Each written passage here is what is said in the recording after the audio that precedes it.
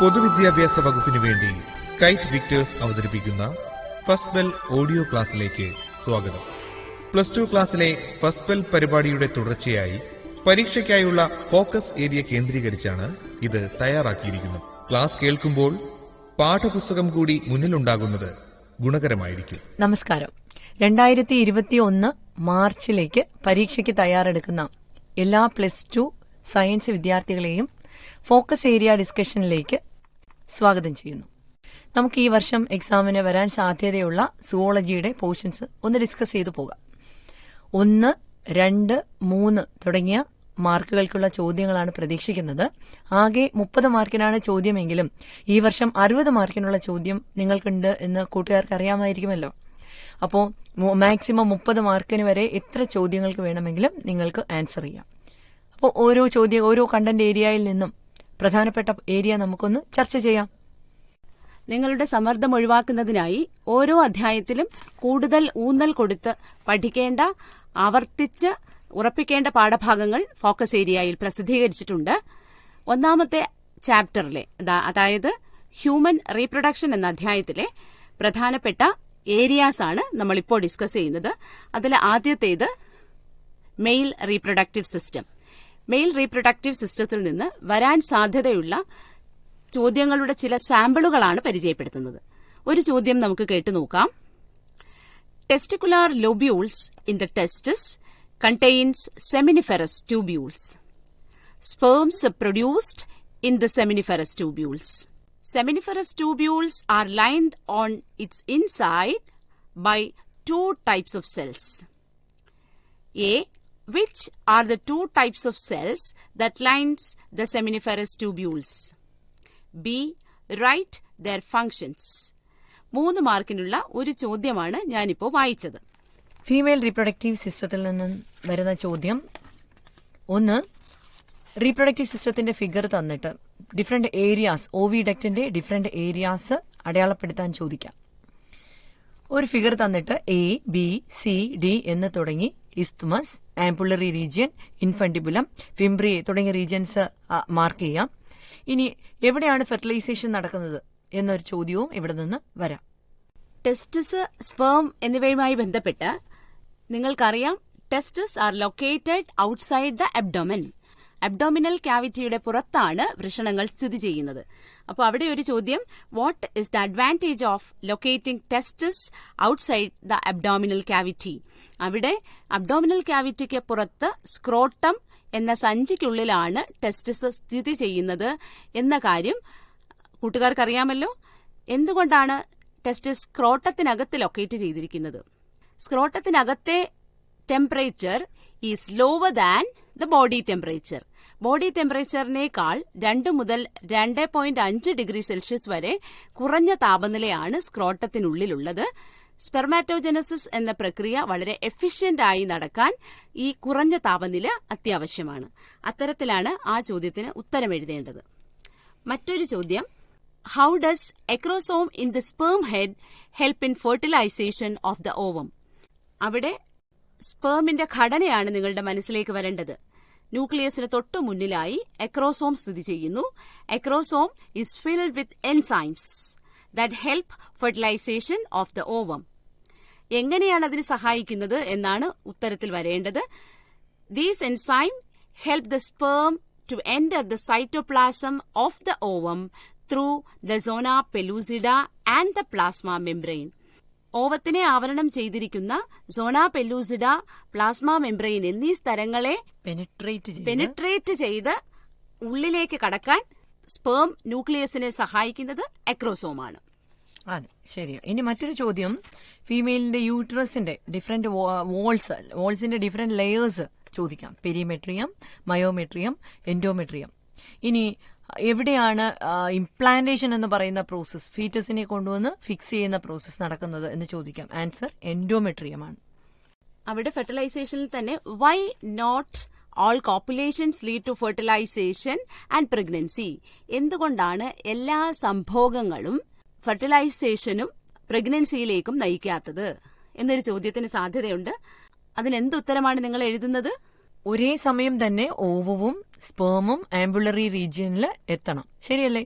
അപ്പോ when ovum reaches the ampullary region where the fertilisation takes place, sperm also to be reached there, isn't it? അപ്പോൾ അങ്ങനെ അല്ല എങ്കിൽ എല്ലാ sexual കോണ്ടാക്റ്റും ഫെർട്ടിലൈസേഷനിലോ അല്ലെങ്കിൽ ഗർഭത്തിലേക്കോ വഴിതെളിക്കില്ല. മറ്റൊരു ചോദ്യം, നിങ്ങളുടെ NCERT ടെക്സ്റ്റ് ബുക്കിലെ പേജ് നമ്പർ 52 ബ്ലാസ്റ്റോസിസ്റ്റിന്റെ ചിത്രം നൽകിയിട്ടുണ്ട്. ഈ ചിത്രം ചോദ്യപേപ്പറിൽ തന്നതിന് ശേഷം ഐഡന്റിഫൈ ദ ഫിഗർ എന്നൊരു ചോദ്യവും അതിനെ തുടർന്ന് വീണ്ടും ചില സബ് ക്വസ്റ്റ്യൻസും വരാം. Name the parts labelled as A and B. How do the parts A and B get differentiated during embryonic development എന്നും ചോദിക്കാം. ബ്ലാസ്റ്റോസിസ്റ്റിന്റെ ട്രോഫോബ്ലാസ്റ്റിനെയും ഇന്നർ സെൽമാസിനെയും A, B എന്നിങ്ങനെ ലേബൽ ചെയ്ത ചിത്രമായിരിക്കും തന്നിരിക്കുന്നത്. മറ്റൊരു ചോദ്യം, presence or absence of hymen. Hymen എന്ന് വെച്ചാൽ കന്യാചർമ്മം എന്നാണ് അർത്ഥം. Is not a reliable indicator of virginity. കന്യകാത്വത്തിന്റെ ലക്ഷണമായിട്ട് കാണുന്നില്ല കന്യാചർമ്മത്തിന്റെ പ്രസൻസ്. എന്തുകൊണ്ട് എന്നൊരു ചോദ്യം ചോദിക്കാം. ആൻസർ എന്താണ്? During cycling or strenuous exercise, അതുപോലെ തന്നെ വേറെ സ്പോർട്സ് ഐറ്റംസ് ഒക്കെ നടക്കുമ്പോൾ ഈ പറയുന്ന ഹൈമൻ ബ്രേക്ക് ചെയ്യാനുള്ള സാധ്യത ഉണ്ട്. അതുകൊണ്ട് തന്നെ അത് വെർജിനിറ്റിയുടെ സിമ്പലായി പറയാൻ കഴിയില്ല. ഈ അടുത്ത കാലത്ത് ഒരു പത്രവാർത്ത നിങ്ങൾ ഓർക്കുന്നുണ്ടാകും. ഒരു നവജാത ശിശുവിന് ആദ്യ ദിവസങ്ങളിൽ മുലപ്പാൽ കൊടുക്കുന്നതിനെ മുതിർന്നവർ വിലക്കി. ഇത് വളരെ സെൻസേഷണലായ ഒരു സംഭവമായി മാറി. ഇതിനെ കൊളസ്ട്രം എന്നൊരു കോൺസെപ്റ്റുമായിട്ട് ബന്ധപ്പെടുത്തി ചോദ്യം വേണമെങ്കിൽ ചോദിക്കാം. ഈ വാർത്തയിൽ എന്തെങ്കിലും കഴമ്പുണ്ടോ? നവജാത ശിശുവിന് ആദ്യ ദിവസം ഊറിവരുന്ന പാല് നൽകുന്നത് തെറ്റാണ് എന്ന് ഇവർ പറയുന്നു. നിങ്ങൾ എങ്ങനെയാണ് പ്രതികരിക്കുന്നത്? അവിടെ എങ്ങനെയാണ് എന്ന് മാത്രമല്ല, നിങ്ങളുടെ ഉത്തരം സാധൂകരിക്കുക. അവിടെ നമ്മൾ ഹൈലൈറ്റ് ചെയ്യേണ്ട പോയിന്റ്, ലാക്ടേഷന്റെ ഇനിഷ്യൽ പീരിയഡിൽ ഊറി വരുന്ന യെലോയിഷ് മിൽക്കിനെയാണ് കൊളസ്ട്രം എന്ന് പറയുന്നത്. Colostrum is rich with antibodies. It should be given to the newborn. എന്തുകൊണ്ടാണത് നവജാത ശിശുവിന് കൊടുക്കേണ്ടി വരുന്നത്? ഈ ആന്റിബോഡി നവജാത ശിശുവിന്റെ രോഗപ്രതിരോധ സംവിധാനം വികസിക്കാൻ ഏറ്റവും അത്യാവശ്യമാണ്. In order to develop immune system of the newborn. ശരിയല്ലേ? അടുത്തതായി female reproductive cycle or menstrual സൈക്കിളിൽ കാണുന്ന ഹോർമോൺസിന്റെ റെഗുലേഷൻ സൂചിപ്പിക്കുന്ന ഗ്രാഫ് തന്നിട്ട് ആ ഹോർമോണുകൾ ഏതൊക്കെയാണെന്ന് ഐഡന്റിഫൈ ചെയ്യാൻ ചോദിക്കാം. ഒവേറിയൻ ഹോർമോൺസ് A, B എന്ന് അടയാളപ്പെടുത്തി ചോദിക്കാം. ഏതൊക്കെയാണ് ഒവേറിയൻ ഹോർമോൺസ്? ഈസ്ട്രജനും പ്രൊജസ്റ്ററോണുമാണ്. അപ്പോൾ അവരുടെ ഫംഗ്ഷൻ എന്താണെന്ന് ചോദിക്കാം. അതുപോലെ തന്നെ ഏതൊക്കെ പിറ്റ്യൂട്ടറി ഹോർമോൺസ് ആണ് ഫീമെയിൽ റീപ്രൊഡക്റ്റീവ് സൈക്കിളിൽ ഇൻവോൾവ് ചെയ്യുന്നത് എന്ന് ചോദിക്കാം. ആൻസർ എന്തായിരിക്കും? LH-ഉം FSH-ഉം. അതിൽ മറ്റൊരു ചോദ്യം വരാവുന്നുള്ളത്, ഒരു റീപ്രൊഡക്റ്റീവ് സൈക്കിളിന്റെ മിഡ് ഡേയിൽ rapid secretion of LH hormone ഉണ്ടാകുന്നുണ്ട്. അതിന് പറയുന്ന പേരെന്താണ്? It is called LH surge. ശരിയല്ലേ? ഇനി ഇതിന്റെ പ്രത്യേകത എന്താണ്? ഇതിന്റെ സിഗ്നിഫിക്കൻസ് എന്താണ്? LH സർജിന്റെ ഗ്രാഫിയൻ ഫോളിക്കിൾ ബ്രേക്ക് ചെയ്ത് ഓവം റിലീസ് ചെയ്യാൻ, അതായത് ഓവുലേഷന് ഇത് സഹായിക്കുന്നു. ഇനി ഈ ഭാഗത്തു നിന്ന് തന്നെ ഈ ഗ്രാഫിന്റെ പകുതി വരച്ചിട്ട് ബാക്കി ഗ്രാഫ് കംപ്ലീറ്റ് ചെയ്യാനുള്ള ചോദ്യവും നമുക്ക് പ്രതീക്ഷിക്കാം. പ്ലാസന്റയുമായി ബന്ധപ്പെട്ട് what is placenta, write it significance എന്നൊരു ചോദ്യം വളരെ സാധാരണമാണ്. മറ്റൊരു ക്വസ്റ്റ്യൻ, പ്ലാസന്റൽ ഹോർമോൺസിന്റെ പേര് HPL, HCG, ഈസ്ട്രജൻ, പ്രൊജസ്ട്രോജൻസ് തുടങ്ങിയ ഹോർമോൺസ് എഴുതാനായിട്ട് ചോദിക്കാം. വേറെ ഒരു ക്വസ്റ്റ്യൻ ചോദിക്കാൻ സാധ്യതയുള്ളത്, name the ovarian hormone produced during later stages of pregnancy. Answer റിലാക്സിനാണ്. ബർത്ത് കനാൽ പ്രൊഡ്യൂസ് ചെയ്യാൻ സഹായിക്കുന്ന ഒരു ഒവേറിയൻ ഹോർമോൺ പാർച്ചുറേഷന് തൊട്ടുമുന്നേ, പ്രസവത്തിന് തൊട്ടുമുന്നേ ഒരു ഫീമെയിൽ ബോഡിയിൽ പ്രൊഡ്യൂസ് ചെയ്യപ്പെടുന്നു. അടുത്ത ചാപ്റ്ററിലേക്ക് നമുക്ക് കടക്കാം. Reproductive health. അതിലെ ഫോക്കസ് പോയിന്റ് നോക്കാം. Reproductive and child health care പ്രോഗ്രാംസിൽ reproductive and child health care പ്രോഗ്രാംസിന്റെ ഒബ്ജക്റ്റീവ്സിൽ ഒന്നാണ് ആംനിയോസെന്റസിസിനെ കുറിച്ചുള്ള അവയർനെസ്. എന്താണ് ആംനിയോസെന്റസിസ്?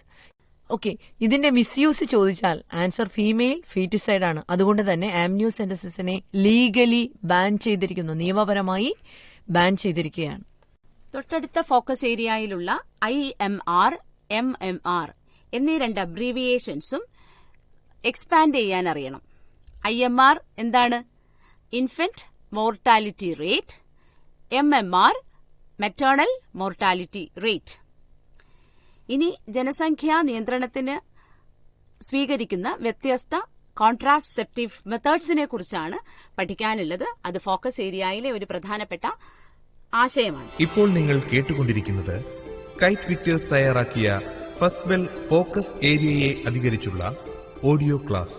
ധാരാളം കോൺട്രാസെപ്റ്റീവ് ഡിവൈസസ് നമ്മുടെ പുസ്തകത്തിൽ പരാമർശിക്കുന്നുണ്ട്. ഇവയെ പ്രധാനമായും natural or traditional methods, barrier methods, IUDs, oral contraceptives, injectables or implants and surgical methods എന്നിങ്ങനെയാണ് ക്ലാസിഫൈ ചെയ്തിരിക്കുന്നത്. ഇതിൽ നിന്ന് വരാവുന്ന ചോദ്യങ്ങൾ ചില സാമ്പിളുകളാണ്. What is the principle behind natural methods of contraception? Which are the natural methods of contraception? ഇങ്ങനെ ഒരു ചോദ്യം ചോദിക്കാം. ബാരിയർ മെത്തേഡ്സില് condoms, diaphragms, cervical caps and walls. ഇതില് cervical caps, diaphragms and vaults are used by females, while condoms can be used both by the male and the female. അങ്ങനെയാണെങ്കിൽ ഇവ നാലും ഒരുമിച്ച് തന്നിട്ട് find the odd one out എന്നൊരു ചോദ്യത്തിന് സാധ്യതയുണ്ട്. Different types of IUDസിൽ നിന്ന് ബോക്സ് നൽകിയിട്ട് A, B എന്നിങ്ങനെ തിരിക്കുകയും പലതരം IUDs ഒരു കോളത്തിലും അവയുടെ ഉദാഹരണങ്ങൾ മറ്റൊരു കോളത്തിലും തെറ്റിച്ച് തന്നിരിക്കും. നിങ്ങൾക്ക് അത് കൃത്യമായി ജോഡി ചേർക്കുക എന്നൊരു ചോദ്യത്തിന് സാധ്യതയുണ്ട്. ഉദാഹരണം, non medicated IUDs, copper releasing IUDs, hormone releasing IUDs ഒരു കോളത്തിലും, Lippes loop, copper T, Progestasert, copper 7, LNG-20 ഇങ്ങനെ ഉദാഹരണങ്ങൾ മറ്റൊരു കോളത്തിലും തന്നിരിക്കും. മറ്റൊരു ഏരിയ MTP അല്ലെങ്കിൽ മെഡിക്കൽ ടെർമിനേഷൻ ഓഫ് പ്രഗ്നൻസി ആണ്. What is MTP? When do it safe? Write its misuse? ഈ ചോദ്യങ്ങൾ പ്രതീക്ഷിക്കാം. ഫസ്റ്റ് ട്രൈംസ്റ്റർ ആണ് ഇതിന് ഏറ്റവും സേഫ് ആയിട്ടുള്ള പീരീഡ്. ഇതിന്റെ മിസ്യൂസ് ഫീമെയിൽ ഫീറ്റിസൈഡ് ആണ്. ഇനി ഈ ഏരിയയിൽ നിന്ന് ചോദിക്കാൻ സാധ്യതയുള്ള മറ്റ് ചില ചോദ്യങ്ങൾ ഇൻഫെർട്ടിലിറ്റിയുമായി ബന്ധപ്പെട്ടതാണ്. What is ART? Assisted reproductive technologies. Then അതിൽ തന്നെ ഇൻവിട്രോ, ഇൻവൈവോ ഫെർട്ടിലൈസേഷൻ തമ്മിലുള്ള ഡിഫറൻസ് ചോദിക്കാം. ഇൻവിട്രോ ഫീമെയിൽ ബോഡിക്ക് പുറത്തും ഇൻവൈവോ ഫീമെയിൽ ബോഡിക്ക് അകത്തുമാണ് നടക്കുന്നത്. IVF മെത്തേഡ്സിനെ ടെസ്റ്റ് ട്യൂബ് ബേബി പ്രോഗ്രാം എന്ന് പറയുന്നു. എന്തുകൊണ്ടാണെന്ന് ചോദിക്കാം.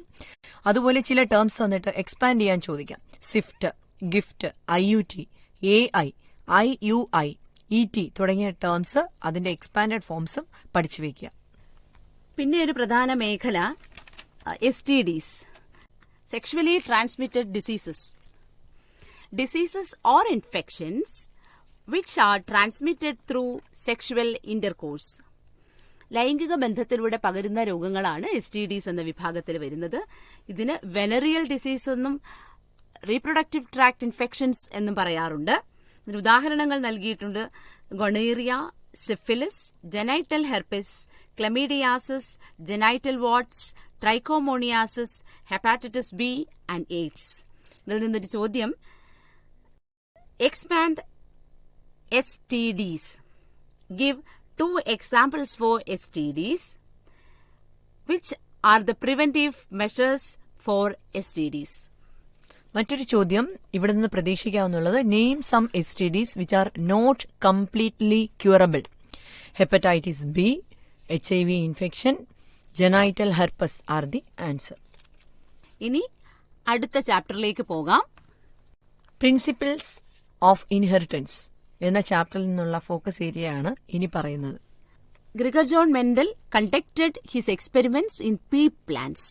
അതിന് അദ്ദേഹം 7 വ്യത്യസ്ത സ്വഭാവ സവിശേഷതകളുള്ള ചെടികളെയാണ് സെലക്ട് ചെയ്തത്. ഈ ഓരോ സ്വഭാവത്തിനും 2 contrasting traits വീതമുണ്ട്.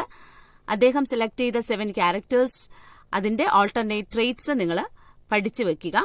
Stem height, flower colour, flower position, pot shape, pot colour, seed shape, seed colour.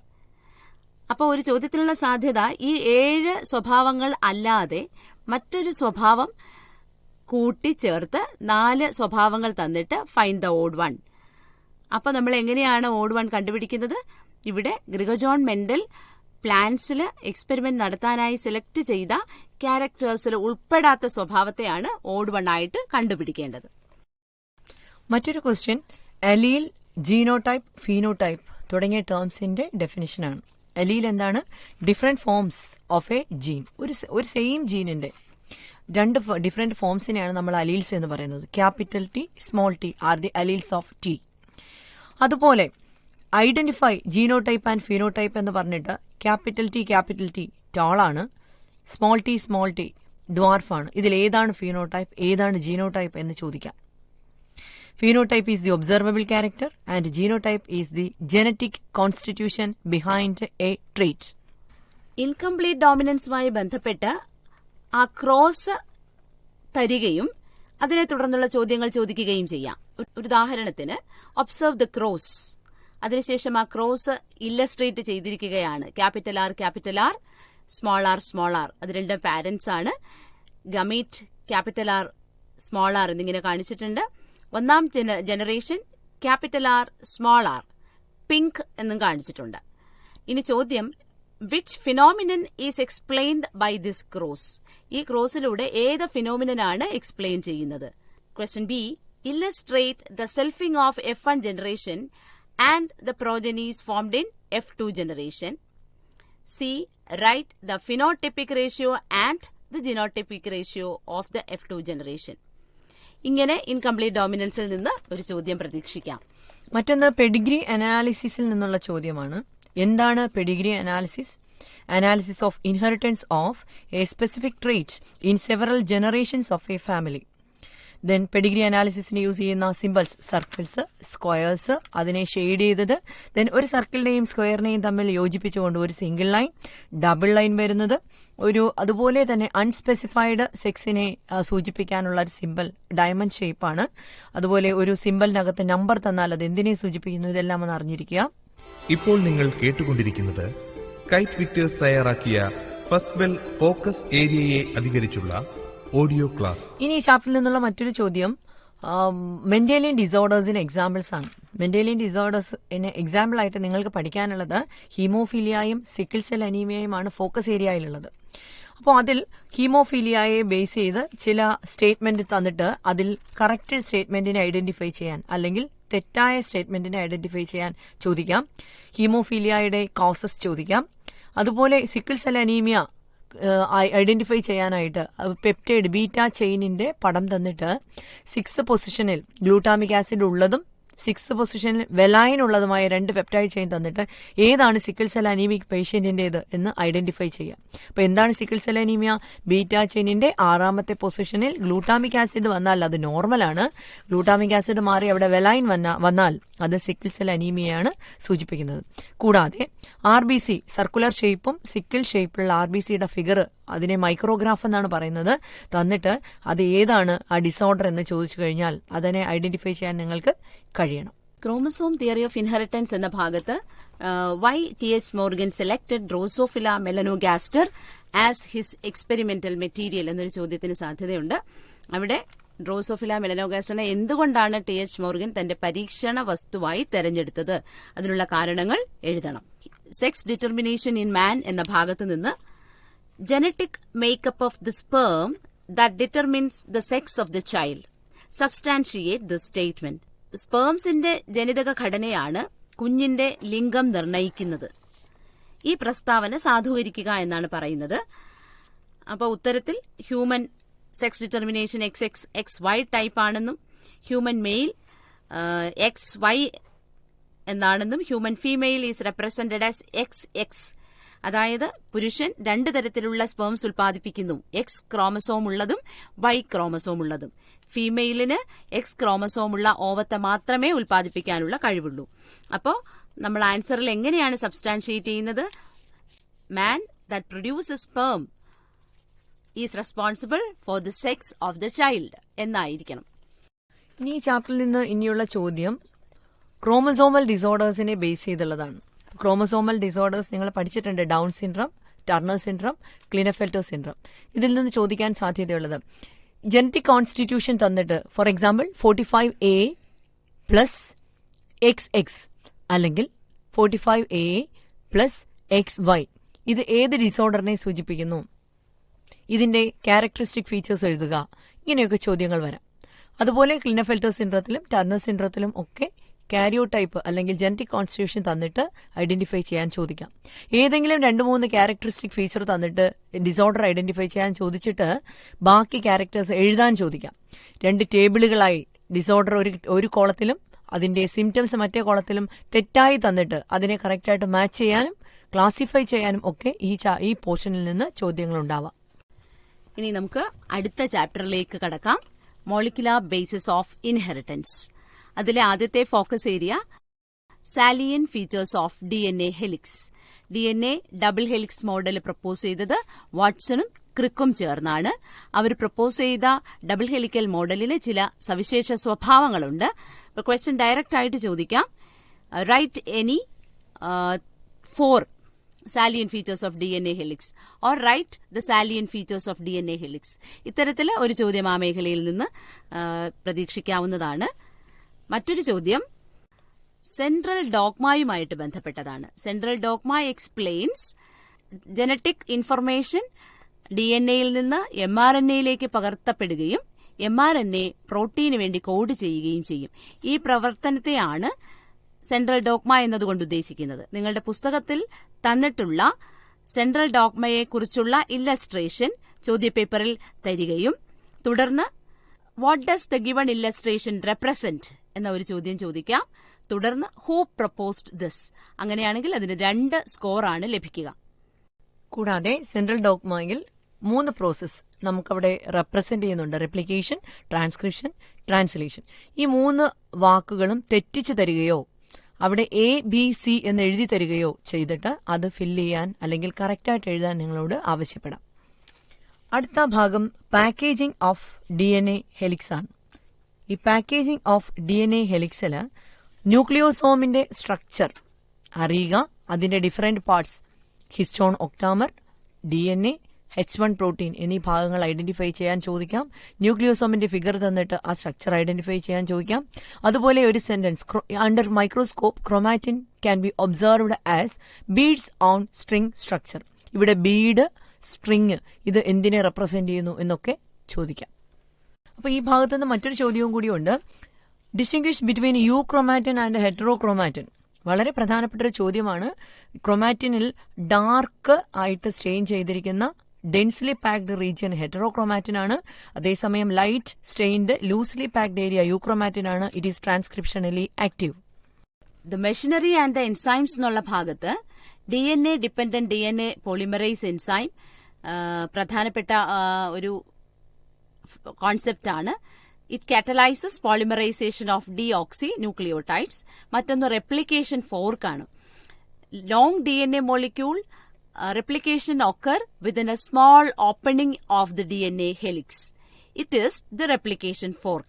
അപ്പോൾ ആ മേഖലയിൽ നിന്ന് ചില പ്രസ്താവനകൾ തരികയും read the following statements and correct if there is any mistake എന്ന് ചോദിക്കാം. അല്ലെങ്കിൽ identify the statements true regarding DNA replication and correct the wrong ones. അപ്പോൾ ഇത്തരത്തിലുള്ള ഒരു ചോദ്യം പ്രതീക്ഷിക്കാം. തരാവുന്ന statements DNA ligase joins the discontinuously synthesized fragments. DNA dependent polymerase enzyme catalyze polymerization in both directions, that is 5' to 3' end and 3' to 5' end. Replication fork is the small opening of the DNA helix where replication occur. ഇതിൽ നിന്ന് തെറ്റായ സെന്റൻസിനെ correct ചെയ്തെഴുതുക, ശരിയുള്ളത് കണ്ടുപിടിക്കുക. മറ്റൊന്ന് ഗ്രിഫിത്തിന്റെ transforming പ്രിൻസിപ്പിളിൽ നിന്ന് ആ സ്റ്റെപ്പുകൾ, അതായത് എസ്ട്രെയിൻ ബാക്ടീരിയ, ആർസ്ട്രെയിൻ ബാക്ടീരിയ മൈസിൽ ഇഞ്ചെക്ട് ചെയ്യുന്നതും അതിന്റെ റിസൾട്ടും കാണിക്കുന്ന ഒരു സ്റ്റെപ്സ് ഉണ്ട്. അത് കറക്റ്റായിട്ട് നോക്കി വെക്കുക. അത് തെറ്റിച്ച് ചോദിക്കാം. ഈ സ്റ്റെപ്സ് തന്നിട്ട് പ്രിൻസിപ്പിൾ ഏതാണ് അല്ലെങ്കിൽ എക്സ്പെരിമെന്റ് ഏതാണെന്ന് ചോദിക്കാം. ആ എക്സ്പെരിമെന്റിന്റെ കൺക്ലൂഷൻ എന്താണ് എന്നും ചോദിക്കാം. ഇനി DNA ജനറ്റിക് മെറ്റീരിയൽ ആണ് ബാക്ടീരിയോഫേജസിന്റേത് എന്ന് പ്രൂഫ് നൽകിയ മറ്റൊരു എക്സ്പെരിമെന്റ് ആണ് ഹെർഷേ ആൻഡ് ചേസ് എക്സ്പെരിമെന്റ്. ഇതിൽ നിന്ന് ചോദിക്കാൻ സാധ്യതയുള്ള ഒരു ചോദ്യം, ഹെർഷേ ചേസ് എക്സ്പെരിമെന്റിന്റെ ഒരു ഫിഗർ ടെക്സ്റ്റിലുണ്ട്. അതിൽ 3 സ്റ്റെപ്പുകൾ പറയുന്നുണ്ട്: ഇൻഫെക്ഷൻ, ബ്ലെൻഡിങ്, സെൻട്രിഫ്യൂഗേഷൻ. അപ്പോൾ ആ ഭാഗം ബ്ലാങ്ക് ആയിട്ട് ഇട്ടിട്ട് അല്ലെങ്കിൽ ABC എന്ന് അടയാളപ്പെടുത്തിയിട്ട് അതെന്താണെന്ന് ചോദിക്കാം. ഇനി ഹെർഷേ ചേസ് എക്സ്പെരിമെന്റിന്റെ കൺക്ലൂഷൻ എന്താണെന്ന് ചോദിക്കാം. എന്താണ് conclusion? DNA is the genetic material of ബാക്ടീരിയോഫേജസ്. മറ്റൊരു ചോദ്യം എക്സോൺസും ഇൻട്രോൺസും തമ്മിലുള്ള വ്യത്യാസമാണ്. എക്സോൺസും ഇൻട്രോൺസും കാണിക്കുന്ന ഒരു ചിത്രം നൽകിയതിനു ശേഷം A, B എന്നിങ്ങനെ അടയാളപ്പെടുത്തിയിരിക്കുന്ന ഭാഗങ്ങൾ തിരിച്ചറിയാൻ പറയാം. അല്ലെങ്കിൽ ഡിഫറൻഷിയേറ്റ് എക്സോൺസ് ആൻഡ് ഇൻട്രോൺസ് എന്ന തരത്തിലും ഒരു ചോദ്യം വരാം. ട്രാൻസ്ക്രിപ്ഷൻ യൂണിറ്റ് എന്താണെന്നൊരു ഫിഗർ ചോദിക്കാം. ട്രാൻസ്ക്രിപ്ഷൻ യൂണിറ്റിന്റെ ഫിഗർ തന്നിട്ട് സ്ട്രക്ചർ ഐഡന്റിഫൈ ചെയ്യാനും അതിന്റെ 3 regions promoter, structural gene, terminator, അതുപോലെ തന്നെ അവരുടെ ടെംപ്ലേറ്റ് സ്ട്രാൻഡ്, കോഡിംഗ് സ്ട്രാൻഡ് എന്നിവയെ ഐഡന്റിഫൈ ചെയ്യാൻ ചോദിക്കാം. ഇനി അതിൽ നിന്നുണ്ടാകുന്ന ടീച്ചർ നേരത്തെ പറഞ്ഞതുപോലെ എക്സോൺ, ഇൻട്രോൺ അവരുടെ ഡിഫറൻസും ഇവിടെ ചോദിക്കാം. ജനറ്റിക് കോഡുമായി ബന്ധപ്പെട്ട് നിങ്ങൾ ജനറ്റിക് കോഡിന്റെ സാലിയൻ ഫീച്ചേഴ്സ് പഠിച്ചു കഴിഞ്ഞു. Code 1 is a triplet. Genetic code is unambiguous and specific. Genetic code is degenerate. Genetic code has no punctuations. Genetic code is nearly universal. AUG perform dual functions. ഈ ഓരോ സെന്റൻസിൽ നിന്നും ഓരോ ചോദ്യത്തിനുള്ള സ്കോപ്പുണ്ട്. For example, genetic code is said to be degenerate. Explain. എന്തുകൊണ്ടാണ് genetic കോഡിന് degenerate എന്ന് പറയുന്നത്? വിശദീകരിക്കുക. Why do certain codons are called stop codons? എന്തുകൊണ്ടാണ് ചില കോഡോൺസിനെ സ്റ്റോപ്പ് കോഡോൺസ് എന്ന് പറയുന്നത്? Why genetic code is said to be specific and unambiguous? ഇത്തരത്തിലുള്ള ചോദ്യങ്ങൾ അതിലെ ഓരോ സെന്റൻസിൽ നിന്നും നമുക്ക് പ്രതീക്ഷിക്കാവുന്നതാണ്. ഏതൊക്കെയാണ് സ്റ്റോപ്പ് കോഡോൺസ് എന്നും ചോദിക്കാം. ഇനി മറ്റൊരു ഭാഗം ഹ്യൂമൻ ജീനോം പ്രോജക്റ്റിൽ നിന്നാണ്. അതിൽ HGP, BAC, YAC തുടങ്ങിയ ടേംസിനെ എക്സ്പാൻഡ് ചെയ്യാനായിട്ട് ചോദിക്കാം. ഇനി ഇതിന്റെ ബാക്കിയായി വരുന്നത് DNA ഫിംഗർ പ്രിന്റിംഗ് ആണ്. DNA ഫിംഗർ പ്രിന്റിംഗിന്റെ സ്റ്റെപ്സ് മാത്രമാണ് ഫോക്കസ് ഏരിയയിലുള്ളത്. അതിൽ ഉള്ള സ്റ്റെപ്പുകൾ 3 മാർക്കിന് പ്രധാനമായിട്ടും ചോദിക്കാം. ഷഫിൾ ചെയ്ത് സ്റ്റെപ്സ് തന്നിട്ട് അത് കറക്റ്റ് ഓർഡറിൽ അറേഞ്ച് ചെയ്യാൻ ചോദിക്കാം. ഫ്ലോ ചാർട്ട് പോലെ പ്രിപ്പയർ ചെയ്യാനായിട്ട് ചോദിക്കാനുള്ള മറ്റൊരു സാധ്യതയുള്ള ഏരിയയാണ്. അതുപോലെ തന്നെ DNA ഫിംഗർ പ്രിന്റിംഗിന്റെ ആപ്ലിക്കേഷൻസ് ഫോറൻസിക്കിലും, അതുപോലെ തന്നെ ഐഡന്റിഫിക്കേഷൻ ഓഫ് പാറ്റേണിറ്റി, അതുപോലെ ബയോഡൈവേഴ്സിറ്റിയെ കുറിച്ചുള്ള സ്റ്റഡി, പോപ്പുലേഷൻ സ്റ്റഡീസ്, എവല്യൂഷണൽ സ്റ്റഡീസ്, ഇതിലൊക്കെ ഇവരെ യൂസ് ചെയ്യാറുണ്ട്. അപ്പൊ ഇതിനൊക്കെ ആൻസർ നിങ്ങൾ നോക്കി വെക്കുക. ഇവല്യൂഷൻ എന്ന ചാപ്റ്ററിലെ ഫോക്കസ് ഏരിയയിലേക്ക് പോകാം. ഇപ്പോൾ നിങ്ങൾ കേട്ടുകൊണ്ടിരിക്കുന്നത് കൈറ്റ് വിക്ടേഴ്സ് തയ്യാറാക്കിയ ഫസ്റ്റ് ബെൽ ഫോക്കസ് ഏരിയയെ അധികരിച്ചുള്ള audio class. Urey and Miller experiment ആണ് ആദ്യത്തെ ഫോക്കസ് ഏരിയ. അതിൽ മില്ലേഴ്സ് എക്സ്പെരിമെന്റിന്റെ ഒരു ഫിഗർ ടെക്സ്റ്റിൽ പറയുന്നുണ്ട്. ആ ഫിഗറിലെ ഓരോ പാർട്ടുകളും, ആ ഫിഗർ തന്നിട്ട് ഏത് എക്സ്പെരിമെന്റ് ആണെന്ന് ഐഡന്റിഫൈ ചെയ്യാൻ ചോദിക്കാം. അതിലെ ഓരോ ഭാഗവും അടയാളപ്പെടുത്തി ABC എന്ന് എഴുതിയിട്ട് അതിനെ ഐഡന്റിഫൈ ചെയ്യാൻ ചോദിക്കാം. അതുപോലെ തന്നെ പ്രിമിറ്റീവ് എർത്തിൽ ഉണ്ടായിരുന്ന ഗ്യാസസ് ഏതൊക്കെയായിരുന്നു എന്നും ചോദിക്കാം. Homologous organs and analogous organs മറ്റൊരു ഫോക്കസ് ഏരിയ ആണ്. Organs that are structurally similar but perform different functions are called homologous organs. But organs that are structurally different but perform common functions are called analogous organs. ഇത് ചോദിക്കാവുന്നത് ഒന്നുകിൽ homologous ഓർഗൻസും ആനലോഗസ് ഓർഗൻസും identify ചെയ്യാൻ, differentiate ചെയ്യാൻ ചോദിക്കാം.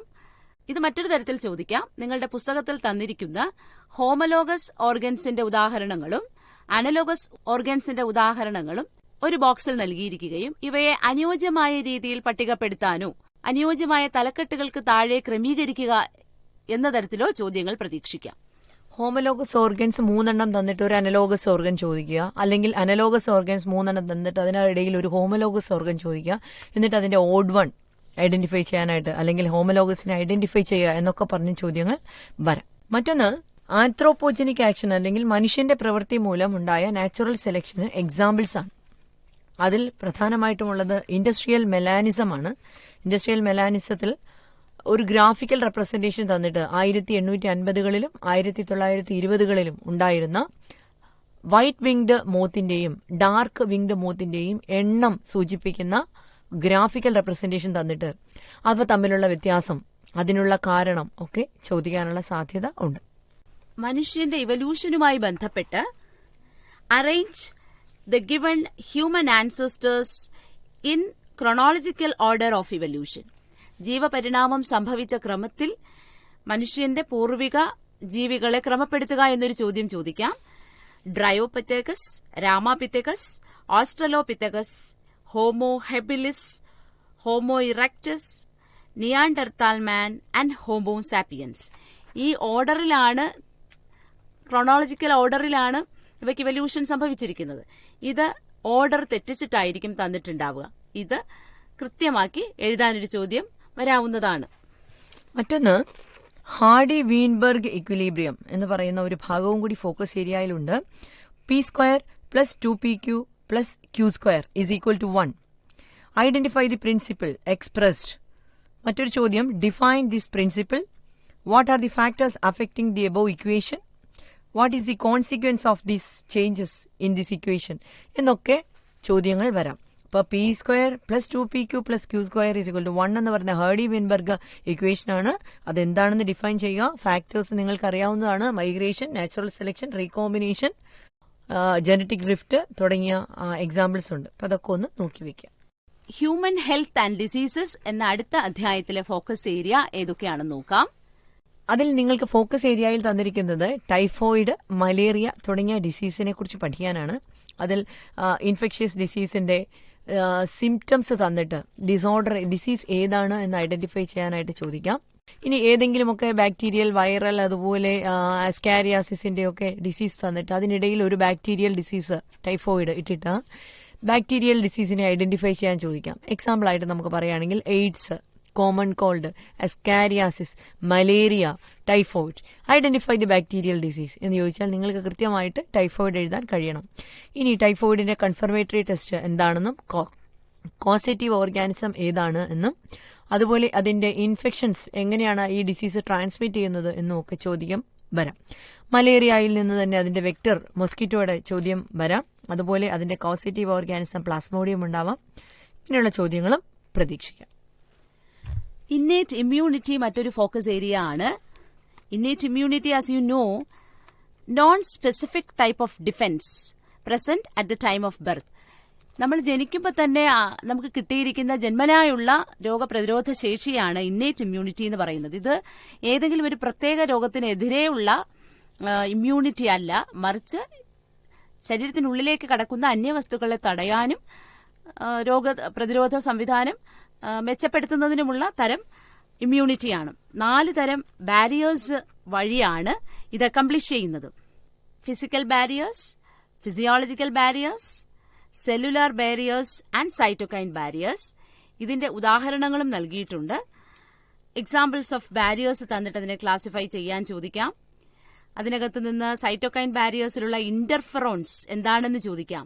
അല്ലെങ്കിൽ അത് name the proteins secreted by virus infected cells, interferons എന്ന് ഉത്തരം എഴുതാം. അല്ലെങ്കിൽ dash is the protein secreted by virus infected cells, that is also interferons. പിന്നെ ഫിസിയോളജിക്കൽ ബാരിയേഴ്സ് എങ്ങനെയാണ് ഇമ്മ്യൂണിറ്റി പ്രൊവൈഡ് ചെയ്യുന്നത്. അപ്പോൾ ഫിസിയോളജിക്കൽ ബാരിയേഴ്സ് ഏതൊക്കെയാണെന്ന് അറിയണം. HCl, saliva, tears. ഇതെങ്ങനെയാണ് രോഗാണുക്കളുടെ ഗ്രോത്ത് തടയുന്നത്. അക്വയർഡ് ഇമ്മ്യൂണിറ്റിയിൽ നിന്ന് വരാൻ സാധ്യതയുള്ള ഒരു ചോദ്യം ആന്റിബോഡിയുടെ സ്ട്രക്ചർ തന്നിട്ട് അതിനെ ഐഡന്റിഫൈ ചെയ്യാൻ ചോദിക്കാം. മറ്റൊന്ന് ആന്റിബോഡിയുടെ ഡിഫറെന്റ് പാർട്സ്, ലൈറ്റ് ചെയിൻ, അതുപോലെ പെർമനന്റ് ചെയിൻ, അത് ആന്റിജൻ ബൈൻഡിംഗ് സൈറ്റ് തുടങ്ങിയ ഭാഗങ്ങൾ തന്നിട്ട് ഐഡന്റിഫൈ ചെയ്യാനായിട്ട് ചോദിക്കും. മറ്റൊരു മേഖല എയ്ഡ്സുമായി ബന്ധപ്പെട്ടതാണ്. എയ്ഡ്സ്, അതിന്റെ expansion, acquired immuno deficiency syndrome caused by HIV, human immunovirus. It belongs to a group of virus called retrovirus. ഇനി അതിന്റെ ട്രാൻസ്മിഷൻ എങ്ങനെയാണ്, ഏതൊക്കെ രീതിയിലാണ് എയ്ഡ്സ് പകരുന്നത് എന്ന് ചോദിക്കാം. എങ്ങനെ എയ്ഡ്സ് പ്രിവെന്റ് ചെയ്യാമെന്നൊരു ക്വസ്റ്റ്യൻ പ്രതീക്ഷിക്കാം. എയ്ഡ്സിന്റെ ഡയഗ്നോസ്റ്റിക് ടെസ്റ്റിന്റെ പേര് എലിസ, അപ്പൊ അതും ചോദിക്കാം. എലിസയുടെ പൂർണ്ണരൂപം എന്താണ്? Enzyme linked immunosorbent assay. മറ്റൊരു ഭാഗം ക്യാൻസർ എന്ന് പറയുന്ന ഒരു റീജിയൻ ആണ്. Distinguish between benign tumour and malignant tumour ചോദിക്കാം. ഇതിൽ മാലിഗ്നന്റ് ട്യൂമർ ആണ് ക്യാൻസറസ് ആയിട്ടുള്ളത് എന്ന് മനസ്സിലാക്കുക. മറ്റൊന്ന് write the common approaches for the treatment of cancer. Surgery, immunotherapy, അത് റേഡിയോതെറാപ്പി, കീമോതെറാപ്പി, റേഡിയേഷൻ ചികിത്സകളാണ്. മറ്റൊരു ചോദ്യം ചോദിക്കാവുന്നുള്ളത് ക്യാൻസറുമായിട്ട് ബന്ധപ്പെട്ടിട്ടാണ്. Distinguish between benign tumour and malignant tumour. Which type of tumour is cancerous? അപ്പോൾ രണ്ടും തമ്മിലുള്ള വ്യത്യാസം എഴുതുക. മാലിഗ്നന്റ് ട്യൂമർ ആണ് ക്യാൻസറസ് ആയിട്ട് മാറുന്നത്. What are the common approaches for the treatment of cancer എന്നൊരു ചോദ്യം പ്രതീക്ഷിക്കാം. അതിൽ വരേണ്ട answer surgery, chemotherapy, radiotherapy, അതുപോലെ ഇമ്മ്യൂണോതെറാപ്പി ഒക്കെ എഴുതാം. Effects of drug or alcohol അബ്യൂസുമായിട്ട് ബന്ധപ്പെട്ട് warning signs of drug and alcohol abuse among youth എഴുതാൻ ചോദിക്കാം. Drop in academic performance, unexplained absence from school, lack of interest in personal hygiene തുടങ്ങി നിങ്ങൾക്ക് ധാരാളം കാര്യങ്ങൾ വാർണിംഗ് സൈൻസ് ആയിട്ട് എഴുതാൻ സാധിക്കും. മൈക്രോബ്സ് ഇൻ ഹ്യൂമൻ വെൽഫെയർ എന്ന പറയുന്ന ചാപ്റ്ററിലേക്കാണ് നമ്മൾ അടുത്തതായി കടക്കുന്നത്. ഇതിലെ ഫോക്കസ് ഏരിയ നമുക്കൊന്ന് പരിശോധിക്കാം. ഒന്ന്, name the microbe used for curding of milk അല്ലെങ്കിൽ production of any enzyme, for example streptokinase. അതുപോലെ ഏതെങ്കിലും microbe in the production of bioactive molecules like cyclosporin A. അതേപോലെ തന്നെ ഏതെങ്കിലും ഒരു microorganism, name the microorganism used for the control of butterfly caterpillars. ഇങ്ങനെ പല രീതിയിലുള്ള ചോദ്യങ്ങൾ ഇവിടെ നിന്നും 1 മാർക്കിന് പ്രതീക്ഷിക്കാം. കൂടാതെ bio active molecules, streptokinase, cyclosporin A, statin എന്നിവയും അവ ഉൽപ്പാദിപ്പിക്കുന്ന മൈക്രോബിന്റെ പേരും അത് എന്ത് ആവശ്യത്തിനാണ് ഉപയോഗിക്കുന്നത് എന്നതും ഒരു ബോക്സിനകത്ത് ഓർഡർ തെറ്റിച്ച് നൽകിയിട്ട് എ കോളത്തിനനുസരിച്ച് ബി, സി എന്നീ കോളങ്ങളിലെ വിവരങ്ങൾ അറേഞ്ച് ചെയ്യുക എന്നൊരു ചോദ്യവും ചോദിക്കാം. മറ്റൊന്ന്, പ്ലാന്റ് ഡിസീസിൽ നിന്നും അതിനെ കൺട്രോൾ ചെയ്യാൻ അല്ലെങ്കിൽ പ്രിവെന്റ് ചെയ്യാൻ സഹായിക്കുന്ന ഒരു ഫ്രീ ലിവിംഗ് ഫംഗസ് ട്രൈക്കോഡെർമ, അതൊന്ന് അറിഞ്ഞിരിക്കുക. വേറൊരു ചോദ്യം ചോദിക്കാവുന്നുള്ളത്, ഹോം മെയ്ഡ് ജ്യൂസസിനേക്കാളും ക്ലാരിഫൈഡ് ആയിരിക്കും ബോട്ടിൽഡ് ജ്യൂസസ് അല്ലെങ്കിൽ ക്ലിയർ ആയിരിക്കും ബോട്ടിൽഡ് ജ്യൂസസ്. എന്തുകൊണ്ട് എന്ന് ചോദിച്ചാൽ അതിന്റെ ആൻസർ, ബോട്ടിൽഡ് ജ്യൂസസിൽ ചില എൻസൈംസ്, പെക്റ്റിനേസ് അതുപോലെ പ്രോട്ടിയേസ് തുടങ്ങിയ എൻസൈംസ് ആഡ് ചെയ്യുകയും അവ ആവശ്യമില്ലാത്ത പ്രോട്ടീൻസ്, ആ ബോട്ടിൽഡ് ജ്യൂസസിലുള്ള പ്രോട്ടീൻസ് അതുപോലെ നാരുകൾ തുടങ്ങിയവയെ ഡൈജസ്റ്റ് ചെയ്ത് ബോട്ടിൽഡ് ജ്യൂസിനെ ക്ലിയർ ആക്കുകയും ചെയ്യുന്നു. ബയോഡൈവേഴ്സിറ്റി ആൻഡ് കൺസർവേഷൻ എന്ന അവസാനത്തെ ചാപ്റ്ററിലെ ഫോക്കസ് ഏരിയയിലേക്ക് നമുക്കൊന്ന് പോകാം. റിവട്ട് പോപ്പർ ഹൈപ്പോത്തിസിസ്. റിവട്ട് പോപ്പർ ഹൈപ്പോത്തിസിസ് ആരാണ് പ്രപ്പോസ് ചെയ്തത് എന്ന ചോദ്യം വരാം. പോൾ എർലിക് ആണ് ആൻസർ. മറ്റൊന്ന്, ഇത് എന്ത് അനലോഗിയാണ് നമുക്ക് പ്രൊവൈഡ് ചെയ്യുന്നത്? എക്കോസിസ്റ്റത്തിൽ ഓരോ സ്പീഷീസിന്റെയും ഇമ്പോർട്ടൻസിനെ കുറിച്ചാണ് റിവട്ട് പോപ്പർ ഹൈപ്പോത്തിസിസ് പറയുന്നത്.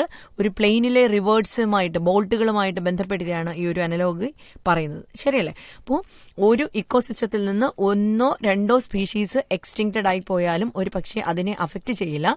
പക്ഷേ ഈ ഒരു പ്രോസസ് കണ്ടിന്യൂ ചെയ്ത് മോർ ആൻഡ് മോർ സ്പീഷീസ് നഷ്ടപ്പെട്ടുകൊണ്ടിരുന്നാൽ അത് എക്കോസിസ്റ്റത്തിനെ അഡ്വേഴ്സ് ആയിട്ട്, പ്രതികൂലമായിട്ട് ബാധിക്കും എന്നതാണ് ഈ റിവട്ട് പോപ്പർ ഹൈപ്പോത്തിസിസ് പറയുന്നത്. കോസസ് ഓഫ് ബയോഡൈവേഴ്സിറ്റി ലോസ് എന്ന് പറയുന്നത് മറ്റൊരു പ്രധാന മേഖലയാണ്.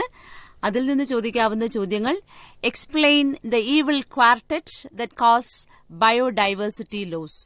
ജൈവ വൈവിധ്യ നാശത്തിന് കാരണമാകുന്ന പ്രധാനപ്പെട്ട കാരണങ്ങളേവ, പ്രധാനപ്പെട്ട വസ്തുതകളേവ, പ്രധാനപ്പെട്ട പ്രവർത്തനങ്ങളേവ എന്ന ചോദ്യത്തിന് 4 കാര്യങ്ങളാണ് പ്രധാനമായും നിങ്ങൾ ഓർത്തുവെക്കേണ്ടത്. Habitat loss and fragmentation, overexploitation, alien species invasion and coextinction. ഈ 4 കാരണങ്ങളും അവയുടെ വിശദീകരണങ്ങളും ഈവിൾ ക്വാർട്ടറ്റ് എന്നുള്ളതിനകത്ത് എഴുതേണ്ടി വരും. മറ്റൊന്ന്, ബയോഡൈവേഴ്സിറ്റി കൺസർവേഷനെ കുറിച്ചുള്ള ചോദ്യമാണ്. ഇൻസിറ്റു, എക്സിറ്റു കൺസർവേഷൻസ് തമ്മിലുള്ള ഡിഫറൻസ് ചോദിക്കാം. ഇൻസിറ്റു കൺസർവേഷനിൽ ജീവജാലങ്ങളെ അല്ലെങ്കിൽ പ്ലാന്റ്സിനെ അവരുടെ നാച്ചുറൽ ഹാബിറ്റാറ്റിലാണ് പ്രൊട്ടക്ട് ചെയ്തിരിക്കുന്നത്. അതേസമയം എക്സിറ്റു കൺസർവേഷനിൽ ഹ്യൂമൻ കെയറിൽ സ്പെസിഫിക് ഏരിയയിലാണ് ജീവജാലങ്ങളെ അല്ലെങ്കിൽ പ്ലാന്റ്സിനെ കൺസർവ് ചെയ്തിരിക്കുന്നത്.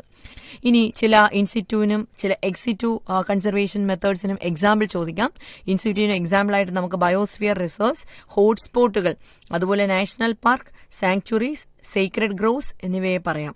ഹോട്ട്സ്പോട്ടുകൾ ഇന്ത്യയിൽ 3 ഉണ്ട്. അത് ഏതൊക്കെയാണ് എന്ന് ചോദിച്ചാൽ അതിന് ഉത്തരമായിട്ട് Indo Burma area, Western Ghats and Sri Lanka, അതുപോലെ ഹിമാലയൻ ഏരിയ, ഇതെല്ലാം എന്തായിട്ട് പറയാം, ഹോട്ട്സ്പോട്ടുകളായി, ബയോളജിക്കൽ ഹോട്ട്സ്പോട്ടുകളായി നമുക്ക് പറയാം. ലോകത്താകമാനം 34 ബയോളജിക്കൽ ഹോട്ട്സ്പോട്ടുകളാണ് ഉള്ളത്.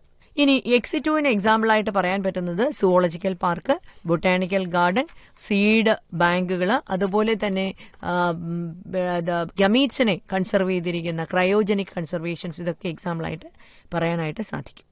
ഇതുവരെ ഫോക്കസ് ഏരിയയുമായി ബന്ധപ്പെട്ട കോണ്ടന്റിന്റെ ഒരു റിവിഷനാണ് ഇവിടെ നടന്നത്.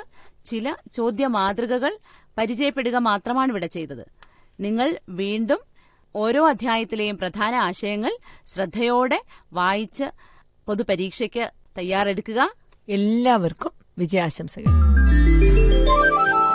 ഇപ്പോൾ നിങ്ങൾ കേട്ടത് ഫോക്കസ് ഏരിയയെ അധികരിച്ചുള്ള കൈറ്റ് വിക്ടേഴ്സ് തയ്യാറാക്കിയ ഫസ്റ്റ് ബെൽ ഓഡിയോ ക്ലാസ്.